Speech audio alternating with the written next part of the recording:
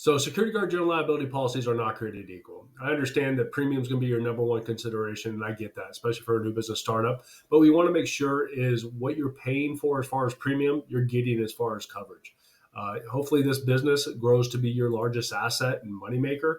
So you want to make sure it's protected just like you would a home or any other large asset that you have in your portfolio.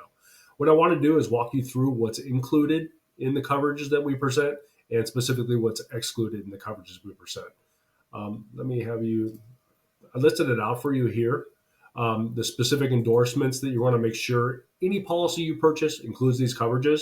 Let me run through them with you real quick. Assault and battery. Assault and battery is your biggest liability when it comes to security guard industry. You want to make sure it has full policy limits for the A and B.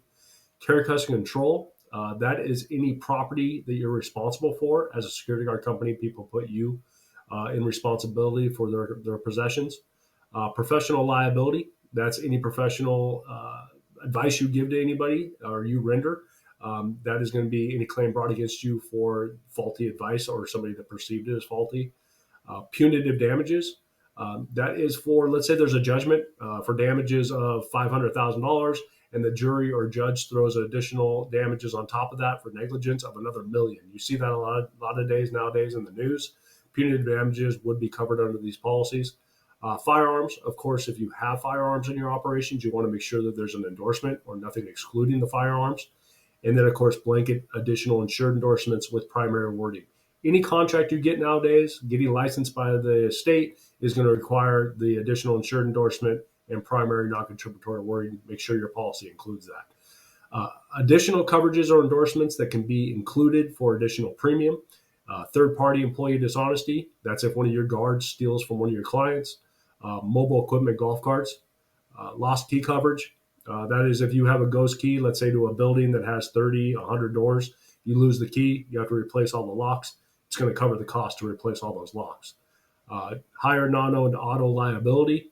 You don't own the vehicle, but let's say you are directing one of your employees to do something in your operations and there's liability caused from his operating his vehicle.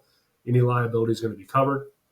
And guard dogs, we can always add, if you get a guard dog with a handler, we can always add that to the policy. Exclusions on these policies, especially for new business startups, employment related practices, EPLI coverage. That's if one of your employees sues you, we can always get that coverage somewhere else.